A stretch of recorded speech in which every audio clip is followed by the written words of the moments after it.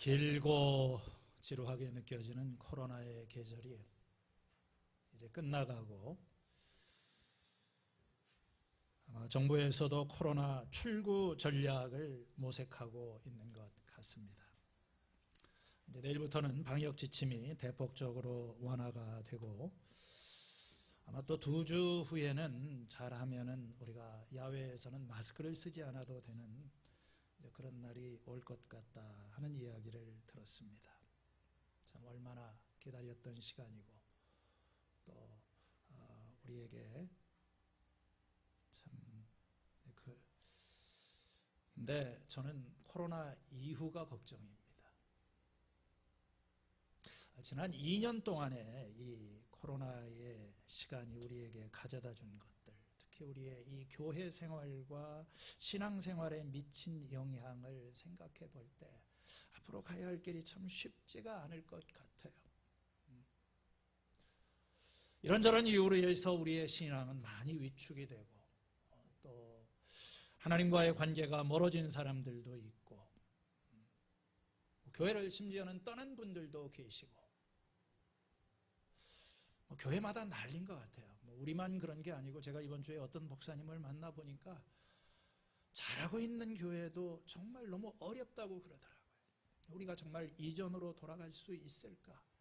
아니면 이전보다 좀 더 나아진 교회 생활을 할 수 있을까? 이런 와중에 우리는 어떤 교회가 되어야 될까?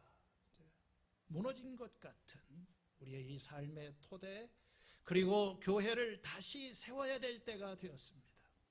지난 한 달 동안 좀 휴식의 시간을 가지면서 이런 교회가 되었으면 좋겠다. 그 중에 오늘 이 말씀의 제목으로 잡은 것이 이 겨자씨 교회는 말씀이 살아 움직이는 교회.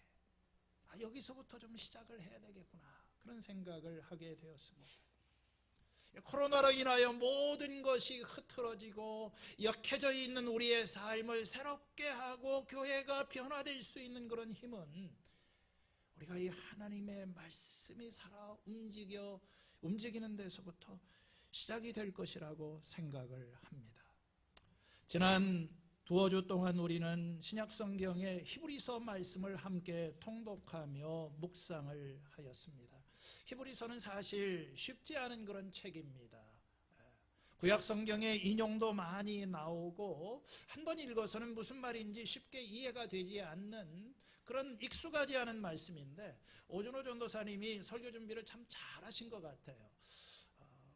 참 깔끔하게 짧은 히브리서를 전체적으로 정말 하루에 많은 시간을 투자를 해서 여러분들이 필요하면 히브리서를 다시 한번 이렇게 읽어보시기를 바랍니다.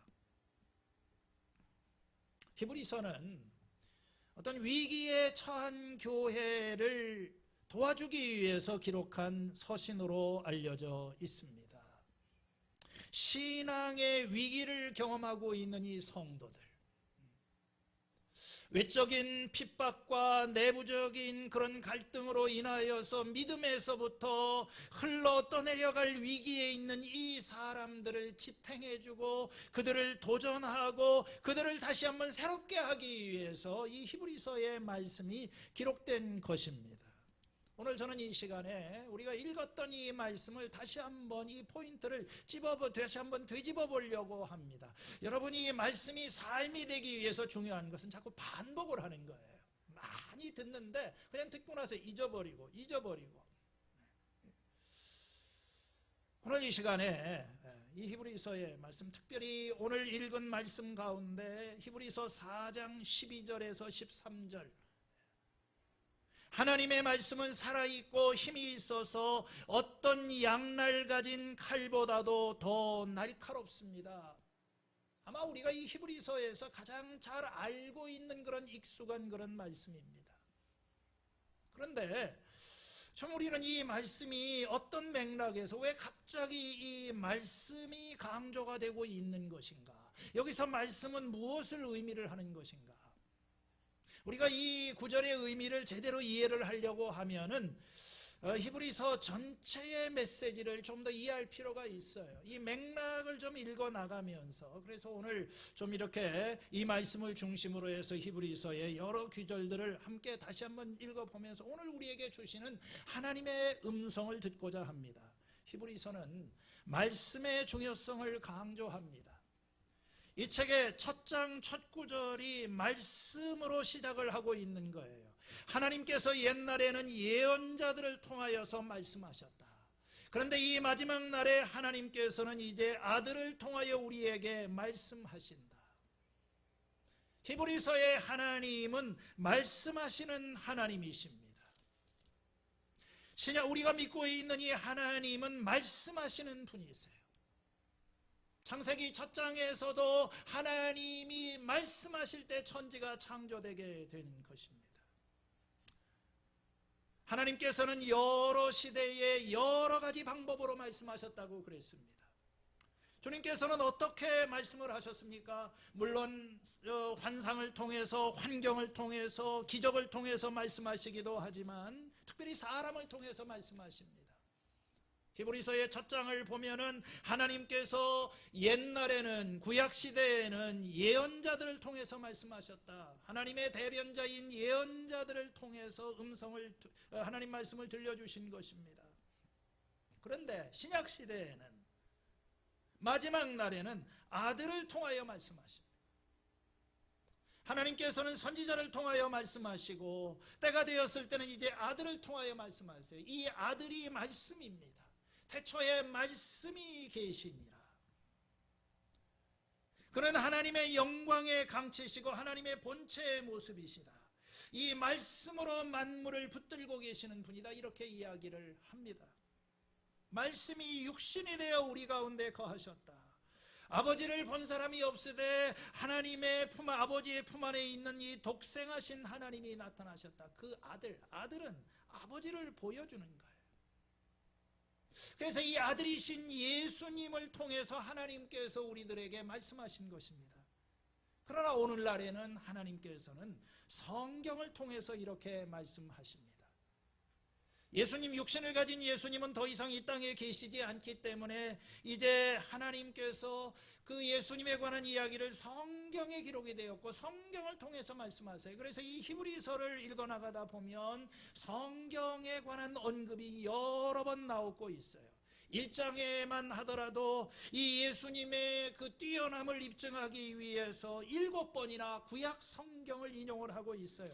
2장 6절의 말씀을 보면 어떤 이가 성경 어디에선가 이렇게 증언을 하였습니다. 사람이 무엇이건데 주님이 저를 기억하십니까? 이렇게 시편과 또 다른 예언서의 말씀들을 계속 성경을 통해서 하나님께서 말씀하신다고 하는 것을 보여주고 있어요. 그리고 이제 3장 7절 이하에 가면은 안식에 관한 그런 이야기를 하면서 하나님께서는 또 이렇게 말씀을 강조하고 있어요. 그러므로 성령이 이와 같이 말씀하셨습니다. 여러분은 너희가 그 하나님의 음성을 듣거든 조상들과 같이 반역하지 말아라. 그래서 여기 나오는 이 이야기는 하나님께서 그 옛날 이스라엘 백성들에게 말씀하셨다고 하는 것입니다. 그런데 이스라엘 백성들은 그 말씀을 듣지를 않았어요. 그 하나님께서는 오늘 이 신약 성경의 메시지를 받는 히브리서의 독자들에게 지금 말씀하고 계십니다. 이러한 맥락에서 나중에 4장 12절에 가면 하나님의 말씀은 살아있고 힘이 있어서 어떤 양날 칼보다도 날카롭습니다. 이런 말씀이 여기 나오는 거예요. 그러니까 히브리서 전체가 이 말씀의 중요성을 이야기를 하고 있는 것입니다. 오늘 우리가 읽은 이 히브리서 4장 12절에 보니까 하나님의 말씀은 살아있고 힘이 있다 이렇게 말을 합니다. 여러분, 말씀이 살아있다고 하는 것이 이게 무슨 뜻일까요? 말씀이 살아 움직이는 교회. 어떤 사람은 예수님을 믿고 성경을 읽어 나가는데 갑자기 어느 구절을 하는데 그 말씀이 막 살아 움직이기 시작하더래. 정말 문자적으로 이 글자가 기역, 니은 이 글자가 튀어나와가지고 막 자기 앞에서 막 살아 움직이는 걸 자기가 느꼈다고 하더라고요. 물론 그런 경험도 있겠지만 오늘 이 히브리서 4장 12절에서 하나님의 말씀이 살아있다고 하는 것은 조금 특별한 의미가 있습니다. 말씀의 효력에 대해서 이야기를 하는 거예요. 여러분, 말씀이 살아있다 하는 것은 움직인다고 하는 거죠. 꿈틀거리는 그런 것입니다. 그래서 이 말씀이라고 하는 것은 살아 움직이는 것입니다. 운동력이 있는 것입니다. 여러분, 말이라고 하는 것은 단순한 기호가 아니에요. 어떤 부호가 아닙니다. 말에는 어떤 능력이 있고, 말은 어떤 효과를 만들어내고, 말은 어떤 결과를 가져오고, 말이 어떤 변화를 이루어 나가게 되는 것입니다. 말에는 능력이 있는 거예요. 우리 인간의 삶에서 말이 중요한 이유는 그 말이 어떤 결과를 가져오기 때문에 그래요. 변화를 만들어내는 것입니다. 지도자가 무슨 말을 하게 되면 그 말로 인해서 어떤 변화가 생기는 거예요. 여러분, 하나님의 말씀에는 능력이 있어요. 하나님이 말씀하시면 없던 것들이 생겨납니다. 하나님이 말씀하시니까 세상이 창조되고 빛이 생겨나게 됩니다. 이 하나님이 말씀하시게 될 때 병자가 치유되게 됩니다. 이 말씀이 떨어지게 될 때 죽은 자가 살아나게 되는 거예요. 여러분, 이 말씀의 능력이, 말씀은 성취하는 능력이 있습니다. 이 하나님의 입에서 나온 이 하나님의 말씀은 그냥 돌아가지가 않아요. 이사야서 55장 10절에 비와 눈이 하늘에서 내려서 땅을 적셔서 싹이 돋아 열매를 맺게 하고 씨 뿌리는 사람에게 씨앗을 주고 그 근원으로 돌아가는 것처럼 나의 입에서 나가는 말, 하나님의 입에서 나온 말씀은 내가 뜻한 바를 이루고 나서야 내가 하라고 보내어 하라고 한 것을 성취한 다음에야 나에게로 돌아올 것이다. 비와 눈이 내려서 그냥 돌아가지 않고 어떤 씨앗을 맺고 열매를 맺게 하는 것처럼 하나님의 말씀은 그냥 돌아오지 않습니다. 하나님의 말씀은 어떤 결과를 가져오고 열매를 내게 되는 것입니다. 그래서 이 하나님의 말씀이 우리에게 주어지게 되면 우리의 삶 속에 변화가 느껴지고, 하나님의 말씀은 우리들에게 읽으면 소망을 주고 용기를 주고 희망을 주고 또 우리들에게 어떤 도전을 주고 우리를 회개하게 만들어요. 이 하나님의 말씀이 들려지게 될 때 가슴이 뜨거워지는 것을 경험합니다. 길에서 그분이 우리에게 말씀하시고 성경을 풀어주실 때 우리 마음이 뜨거워지지 않았느냐. 엠마오로 내려가던 제자들의 그런 고백입니다. 그래서 예레미야 선지자는 이 말씀은 불과 같다고 말을 했습니다. 방망이와 같다고 이야기를 했어요. 내 말이 불같지 아니하냐. 바위를 쳐서 부스러뜨리는 방망이 같지 아니하냐. 여러분, 이 방망이로 사람을 내리치게 되면 정신이 번쩍 납니다. 이 속에서 막 불이 붙으면 뜨거워서 견딜 수가 없어요. 내가 다시는 여호와를 선포하지 아니하며 그의 이름으로 말하지 아니하리라 하면 나의 마음이 불붙는 것 같아서 골수에 사무치니 답답하여 견딜 수가 없습니다. 말씀의 능력을 이야기를 하고 있는 거예요. 오늘 우리가 읽은 이 본문의 말씀을 보니까 이 말씀을 칼에 비유를 하고 있어요. 하나님의 말씀은 살아있고 운동력이 있어서 어떤 세상의 어떤 양날 가진 칼보다도 더 예리하다, 날카롭다. 이 하나님의 말씀은 어떤 치명적인 그런 무기가 될 수 있다고 하는 그런 것입니다. 사람을 죽음에 이르게 할 수도 있어요. 오늘 여기서 이 말씀이라고 하는 것은 특별히 우리가 이 말씀을 이해하려고 하면 히브리서 3장 7절에서부터 이렇게 이해를 해야 됩니다. 왜냐하면 단락이 거기서부터 시작을 하고 있거든요. 오늘 너희가 그의 음성을 듣거든 조상들이 한 것처럼 광야에서 한 것처럼 반역을 하지 말아라. 이건 시편 95편에 나오는 다윗의 말입니다. 다윗이 그 옛날에 이스라엘 백성들의 광야 생활을 회상을 하면서 이런 기록을 남겼던 것입니다. 이스라엘 백성들은 광야에서 하나님의 음성을 들었어요. 그렇지만 그 하나님의 음성에 귀를 막고 완고한 마음으로 그 말씀을 받아들이진 않았어요. 그래서 심판을 받았습니다. 가나안 땅에 들어가지 못하고 죽었어요. 이게 민수기 14장에 나오는 가데스 바네아의 그 사건을 이야기를 합니다. 그 가나안 땅 입구까지 가서 하나님께서 이제 들어가라고 말씀하시는데 이스라엘 백성들이 하나님 말씀에 순종하지 않았어요. 그래서 어떤 일이 일어났습니까? 많은 사람들이 그냥 광야에서 다 죽어갑니다. 심지어 어떤 일도 있었습니까? 이 사람들이 이제 나중에는 이렇게 해서는 안 되겠구나. 하나님 말씀을 듣고 난 다음에 겁이 나가죠. 그러면 우리가 지금이라도 가나안 땅에 가겠습니다. 이번에는 하나님이 막았어요. 안 된다. 지금은 안 되니까 너희가 가나안을 공격하면 안 된다. 그래도 이번에는 또 귀를 막고 쳐들어가다가 어떻게 됐어요? 민수기 14장 마지막 부분에 보면은 아말렉 족속과 가나안 족속들이 그들을 추격해서 다 그중에 많은 사람들이 죽임을 당했어요. 칼에 쓰러졌다고 그랬어요. 지금 그런 이야기가 여기 배경이 되고 있는 거예요. 하나님의 말씀은 양날 가진 칼보다도 더 예리한 것이다. 이어지는 말씀은 이 말씀의 구절은 이 말씀의 능력을 말하고 있는 것 같아요. 그래서 사람 속을 꿰뚫어 혼과 영을 갈라내고 관절과 골수를 갈라놓기까지 하며 마음에 품은 생각과 의도를 밝혀냅니다. 여러분이 하나님의 말씀은 침투의 능력이 있는 거예요. 꿰뚫는 거예요. 이렇게 강한 방화벽에 의해서 포장이 되어 있던 그것을 깊은 곳까지, 우리 인간의 어떤 마음의 깊은 곳까지 이렇게 와서 혼과 영을 갈라내고 관절과 골수를 옛날 성경에 보면 찔러 쪼갠다. 다 드러나게 하는 것입니다. 우리가 평상시에는 수술을 하기 전에는 암덩어리가 있건 뭐가 있든 모르지 않습니까? 이 칼 가지고 깊이 들어가서 이걸 드러내는 거예요. 드러나는 거예요. 실상이 드러나게 되는 것입니다. 그러면 하나님의 말씀이라고 하는 것은요, 거울과 같습니다.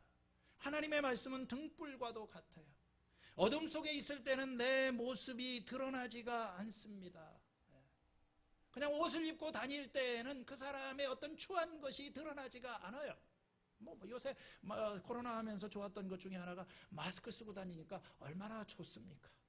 표정 관리할 필요도 없고 이제 앞으로 벗고 살 일이 걱정해요.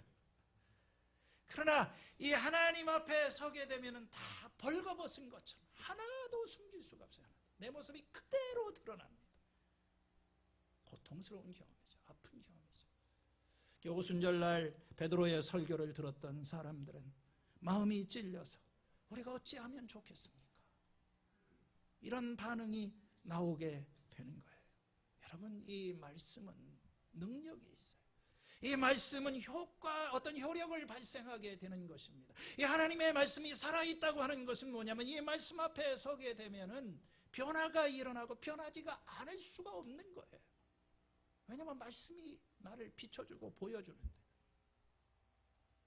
말씀의 능력입니다. 근데 오늘 저의 질문은 뭐냐면, 난 그건 알고는 있는데 우리는 왜 이러한 변화의 능력을 경험하지 못하는가? 왜 이 들은 말씀이 삶의 변화로 이어지지를 않는가? 사실 이게 저의 오래된 고민이에요. 제가 설교 사역을 하면서 계속 말씀을 열심히 가르치면 가르칠수록 저의 마음속에 있는 가장 저를 힘들게 하는 부분, 이게 도대체 무슨 의미가 있는가? 그냥 듣고 잊어버리고 머리는 커져갈지 모르지만 삶의 변화가 일어나지를 않아요.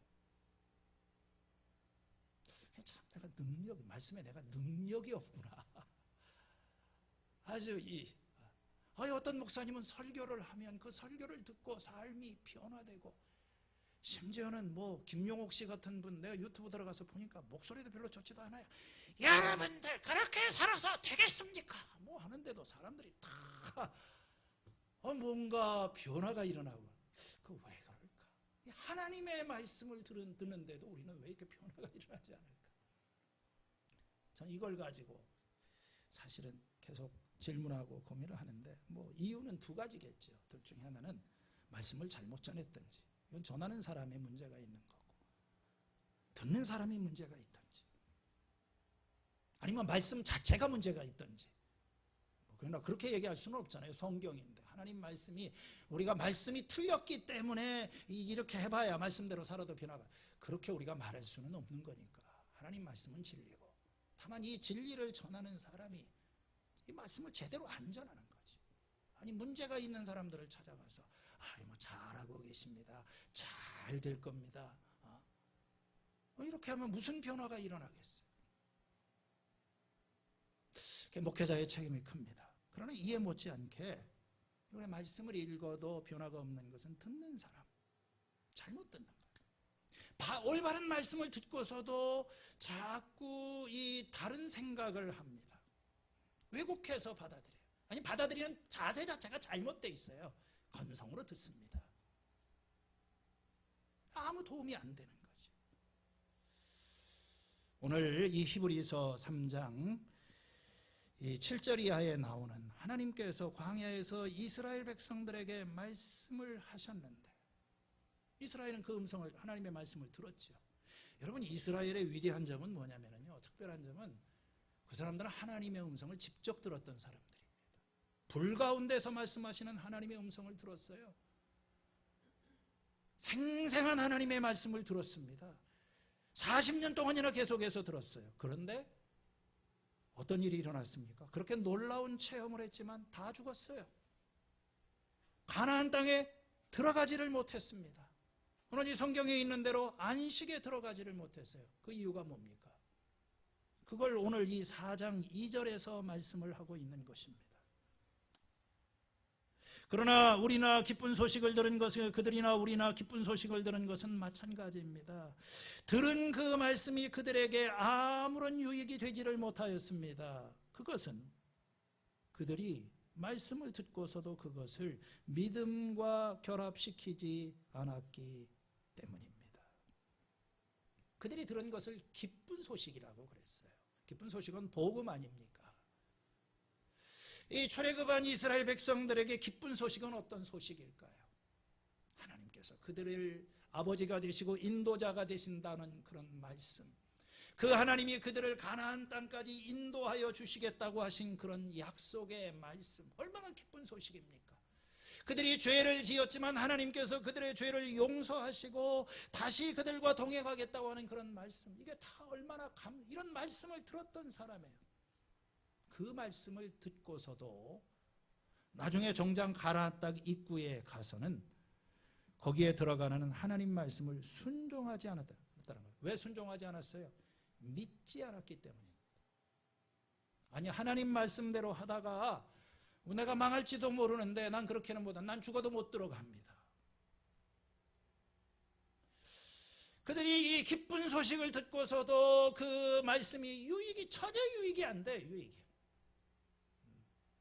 하루에 5번, 6번씩 온갖 유명한 목사님들의 설교를 듣고 뭐 성경 공부를 하고 그러지만 전혀 그건 유익이 안 돼. 하나도 유익이 안 돼요. 헛수고한 겁니다. 왜 그럴까요? 믿음이 결합하지 않게 되는 그런 것입니다. 믿지도 않는 말씀 들어서 그거 뭐 하는 겁니까? 그러니까 아무런 열매가 없는 거예요. 여호수아와 칼렙은 이 하나님의 말씀을 들었을 때 믿었어요.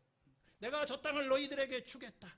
그래, 저 사람들 우리가 힘들어 보이지만 우리는 그 땅을 능히 차지할 수 있다. 이 사람들은 하나님의 말씀을 무시했어요. 그래서 이 믿음이 결합하지 않았다고 하는 이 말은 그냥 믿음이 좀 부족했다, 믿음이 좀 약했다, 이런 의미가 아닙니다. 그래서 유익이 안 된 게 아니에요. 이건 하나님의 말씀을 거부하는 것입니다. 하나님의 말씀을 멸시하는 것입니다. 하나님에게 반역을 한 거예요. 마음을 아주 완고하게 하고 하나님의 말씀을 듣지 않았던 것입니다. 하나님께서 고라고 하는데 no, 안 한다, 이렇게 했던 거예요. 오늘 이 히브리서 저자가 이런 이야기를 하는 이유는 뭐냐면, 왜 그 오래전에 이스라엘의 광야에서 있었던 일을 이야기를 하느냐? 그건 지금 이 편지를 받고 있는 히브리서의 독자들을 위해서 그런 거예요. 자, 다시 4장 2절의 말씀을 보면 그들이나 우리나, 그들은 누굽니까? 자기들 조상, 출애굽했던 이스라엘 사람들이죠. 우리는 누구예요? 우리는 지금 이 편지를 받고 있는 이 독자들을 그리스도인들을 이야기를 하는 것입니다. 우리는 다 기쁜 소식을 들은 사람이에요. 우리도 기쁜 소식을 들은 사람들이에요. 우리는 복음을 들었어요. 예수님 안에 구원이 있고 하나님이 우리가 하나님의 자녀가 될 수 있는 길이 있다고 하는 이 기쁜 소식을 들었어요. 그리고 그 복음을 믿었습니다. 그리고 그 말씀을 듣고 있는 거예요. 그런데 유익이 안 돼요. 그 이유가 뭡니까? 오늘 이 광야 이스라엘에게 일어났던 일이 이 편지를 받고 있는 이 사람들에게도 일어날 수가 있어요. 지금 이 사람들은 흔들리고 있는 거예요. 믿음이 흔들리고 있는 거예요. 옛생활로 돌아갈까? 유대교로 돌아갈까? 그 마음이 흔들리고 있는 거예요. 히브리서 3장 12절에 형제자매 여러분 가운데 믿지 않는 악한 마음을 품고서 살아계신 하나님을 떠나는 사람이 아무도 없도록 여러분은 조심하십시오. 히브리서 3장 15절에 오늘 너희가 그의 음성을 듣거든 반역하던 때와 같이 여러분의 마음을 완고하게 하지 마시기를 바랍니다. 그 옛날 이스라엘 백성들이 가나안 땅에 들어가지 못한 것은 믿지 않아서 3장 19절에 있는 대로 결국 그들이 들어갈 수 없었던 것은 믿지 않았기 때문입니다. 여러분 오늘날도 마찬가지예요. 우리가 이 하나님의 말씀의 능력을 경험하려면 이 말씀을 믿어야 하는 것입니다. 이 하나님의 말씀을 믿고 받아들이게 될 때 거기에서 그 순종하는 데까지 나아갈 때 거기에 기적이 나타나는 거예요. 바울은 데살로니가 교회에 편지를 보내면서 그 첫 부분에서 이렇게 말을 합니다. 이 교회는 말씀이 살아 움직이는 교회였었다. 내가 전한 복음이 말로만 여러분에게 전해진 것이 아니라 능력과 성령과 큰 확신으로 전파된 것을 감사한다. 이 전파된 말씀이 말에서 그치지 않고 살아 역사하고 그들 가운데 뭔가 결과를 만들어냈어요. 그 비결이 뭘까요? 어떻게 이 데살로니가 교회에서는 이런 일이 일어났을까요? 2장 13절에 가면 이렇게 말합니다. 우리가 하나님께 끊임없이 감사하는 것은 여러분이 우리에게서 하나님의 말씀을 받을 때에 사람의 말로 받지 아니하고 하나님의 말씀으로 받아들였기 때문입니다. 이 하나님의 말씀은 또한 신도 여러분 가운데에서 살아 움직이고 있습니다. 여러분 이겁니다. 데살로니가 사람들은 하나님의 말씀을 이 성경을 목회자가 전하는 이 설교를 어떤 인간의 말이 아니라 이 하나님이 말씀하시는 거구나 그렇게 믿었고 그렇게 받아들였고 그렇게 했을 때 이 말씀이 그들 속에서 이제 살아 움직이는 말씀이 되고 열매를 가져왔다고 하는 거예요. 그래서 오늘 이 3장에서 4장으로 넘어가는 이 구절을 보면 3장 마지막 절에서는 그들이 들어가지 못했던 것은 믿지 않았기 때문이다. 그리고 이제 4장 1절에 오게 되면 이렇게 말하죠. 그러므로 하나님이 주시는 안식에 들어가리라는 약속이 아직 남아있는 동안에 여러분 가운데에서, 여러분은 누구예요? 지금 이 신약의 그리스도인들 아닙니까? 여러분 가운데에서 거기에 미치지 못하는 사람이 없도록 두려운 마음으로 조심하시기를 바랍니다.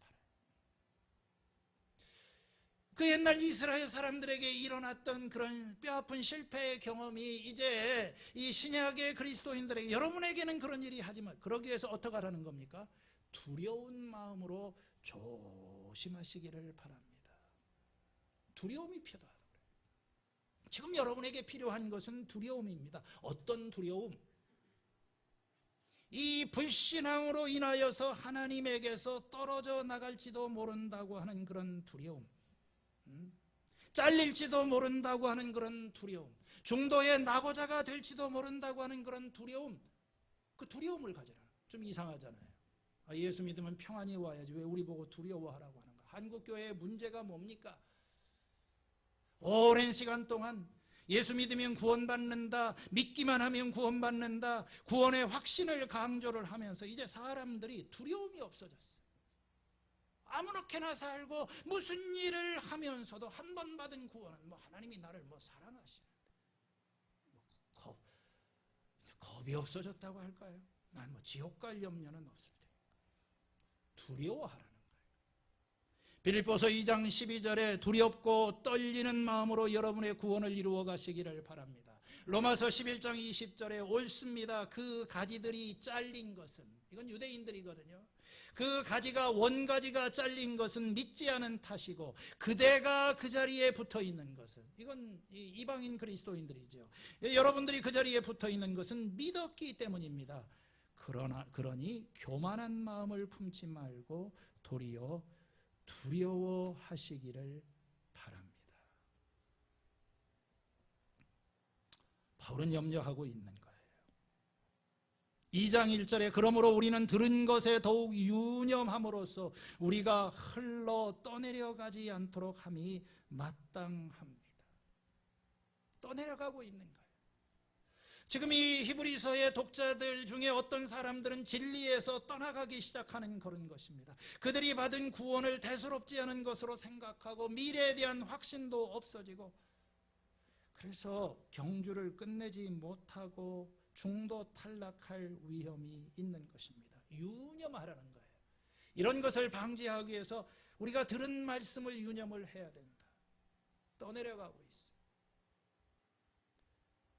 그냥 표류를 하고 있는 그런 상태. 어디로, 이 배가 어디로 가고 있는 게 아니에요. 이게 점점점 떨어가다 보니까 이 강 저편에서 보니까 지금 조금만 내려가면 한 50m 가면 거기가 폭포입니다. 낭떠러지예요.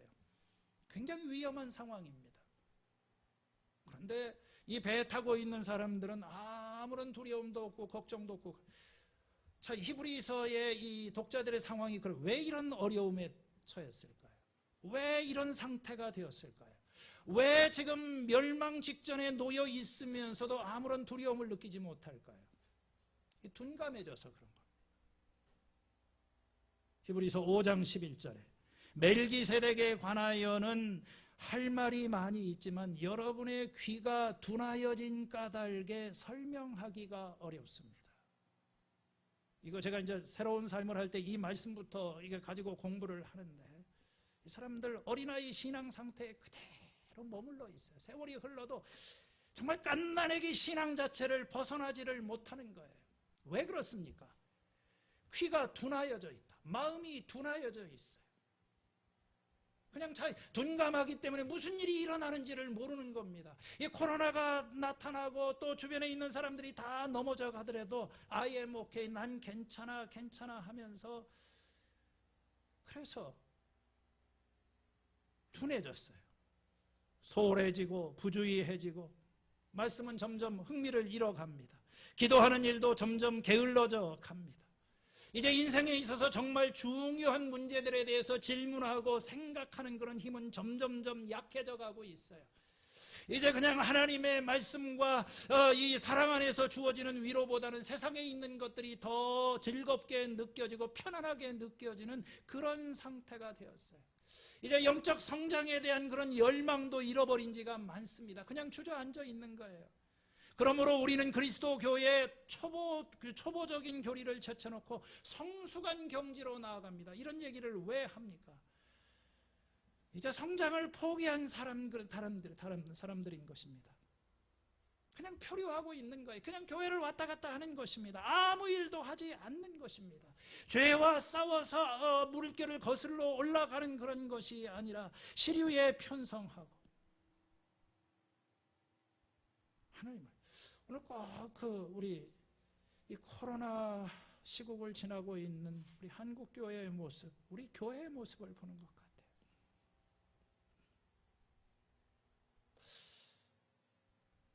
정말 많이 게을러진 것 같아요. 온라인으로 예배도 드릴 수도 있고 이제 편안한 신앙생활에 익숙해져 있습니다. 교회 안 나오고서도 이 모든 것이 될 수 있는 그런 상황에서 굳이 우리가 옛날처럼 그렇게 시간을 들이고 이렇게 신앙생활을 해야 되는가? 편안한 것에 익숙해져 있어요. 그래서 정말 앞으로 교회가 어떻게 갈지를 모릅니다. 이제 성경도 읽지 않습니다. 뭐 기도도 하지 않아요. 그냥 온라인으로 조금 해보다가 또 이렇게 나중에 뭐 힘들면 그것도 중단합니다. 목장도 참석하지 않습니다. 그러면서 시간이 지나면 잘 될 것이라고 이렇게 생각을 합니다. 그냥 눈치만 보고 삽니다. 교회가 지난 2년 동안 세상에 눈치만 보다가 이것도 안 하고 저것도 안 하고 이것도 조심하고 저것도 조심하고 이렇게 그냥 살다가 오늘 많은 사람들이 믿음에서 떠내려가고 있어요. 이게 참 안타까운 그런 사실입니다. 우리가 어떻게 이런 상황에서 벗어날 수 있고 또 어떻게 해야 되나? 히브리서 오늘 본문의 11절 말씀으로 바로 다음 구절인가요? 거기에 우리 한번 같이 읽어보시도록 하겠습니다. 시작. 그러므로 우리는 이 안식에 들어가기를 힘씁시다. 아무도 그와 같은 불순종의 본을 따르다가 떨어져 나가는 일이 없도록 해야 되겠습니다. 지금 이스라엘 그 옛 조상들의 얘기를 쭉 얘기하다 이 사람들이 그 안식의 땅에 들어가지 못했습니다. 우리도 그런 불순종의 본을 따르다가 떨어져 나가지 않으려고 하면 어떻게 해야 되겠어요? 안식에 들어가기를 힘써야 됩니다. 안식에 들어가기를 힘쓰십시오. 이게 좀 말이 모순된 말처럼 보이잖아요.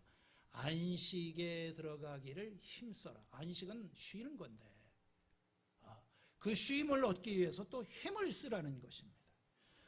오늘날 많은 사람들이 교회 안에서 신앙생활을 그냥 쉬는 것으로 생각해요. 예수 안에서 나는 늘 안식하고 뭐 주님이 다 해주시니까 뭐 내가 할 일은 내가 그렇게 굳이 힘쓰려고 하지 않는 거예요. RIP Rest in Peace 평안히 잠들라. 무덤에 가면 써놓는 말이에요.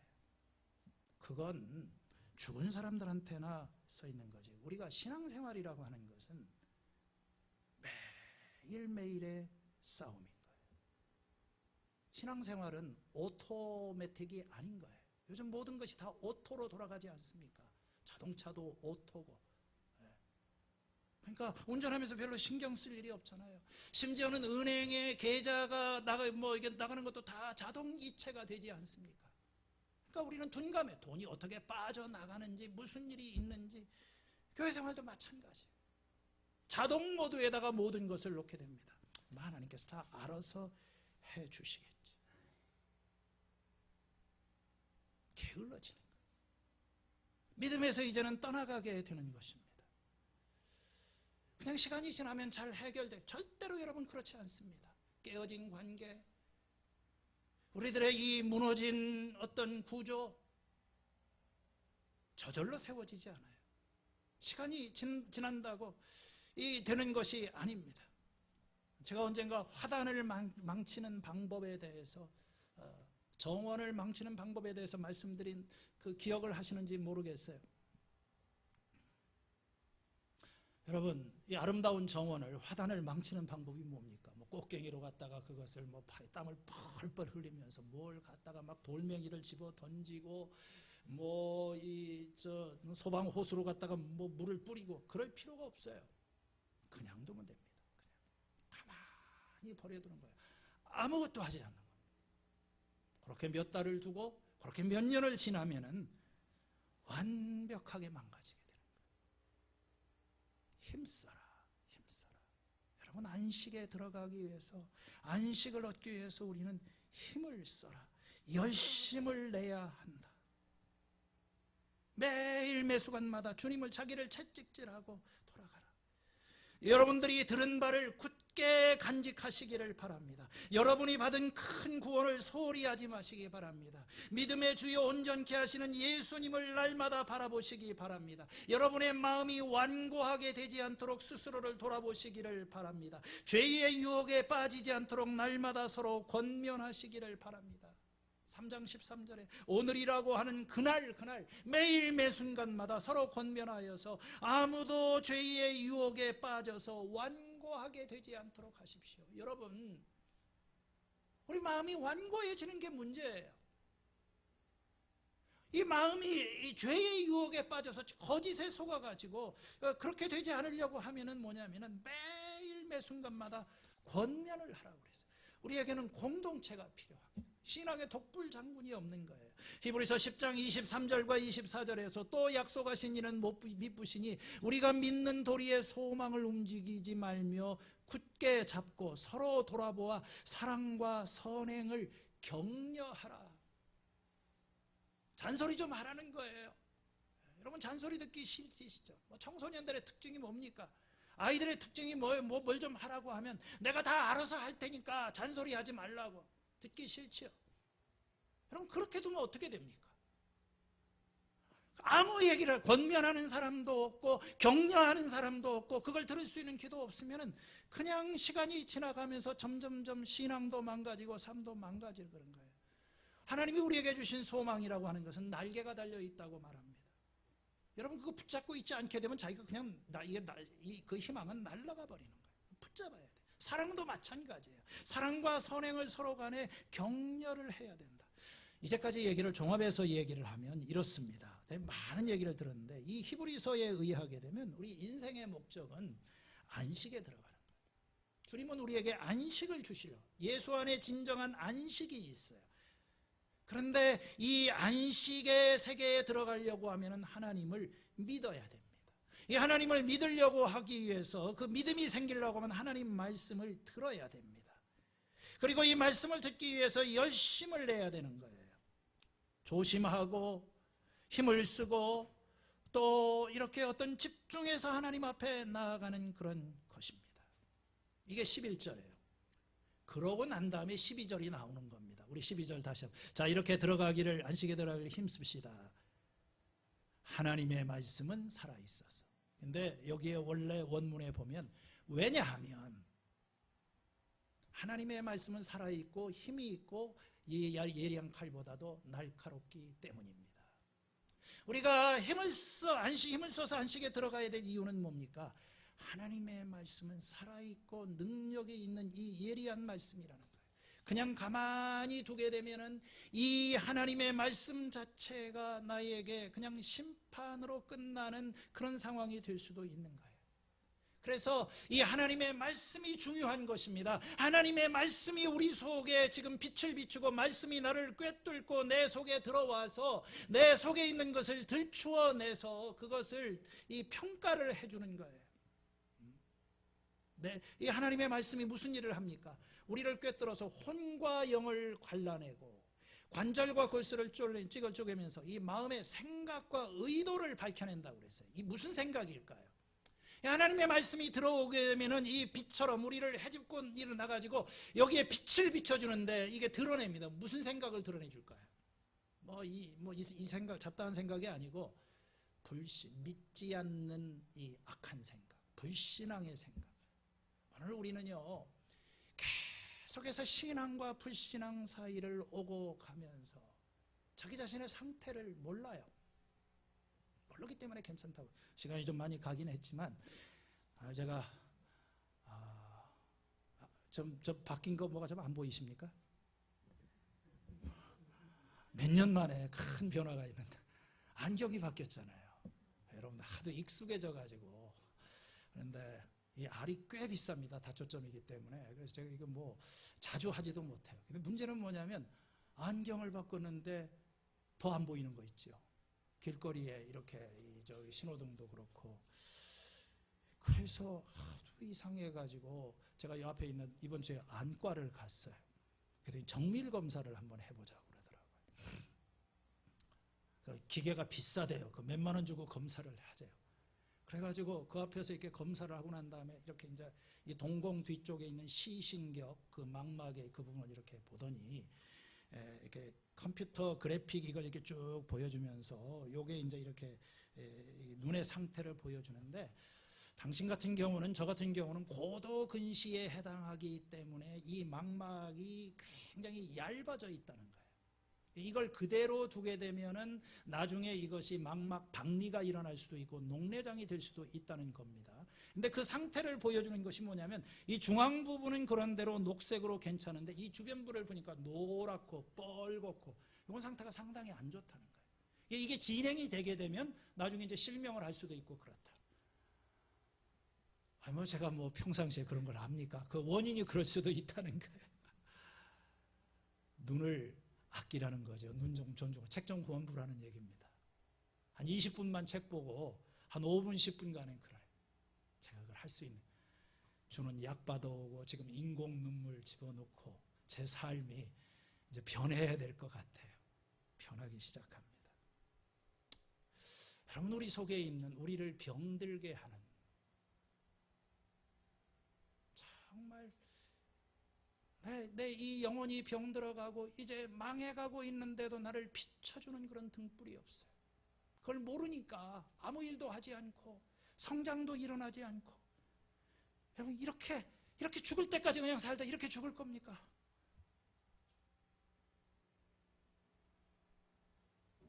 변화와 성장. 그래서 여러분들 딱 이 새로운 삶, 이거 오늘 저녁에 와보세요. 참, 오늘 나가면서 한번 보세요. 내가 너무 답답해가지고 난 도대체 예수 믿고 이제 다 갓난아기 상태인데 어떻게 우리가 어디서부터, 난 우리 교인들을 어떻게 신앙이 성장하고 변화가 일어날지 난 잘 모르겠어요. 하여간 너무 길기 때문에 오랜만에 설교를 하니까 정말 힘드네요.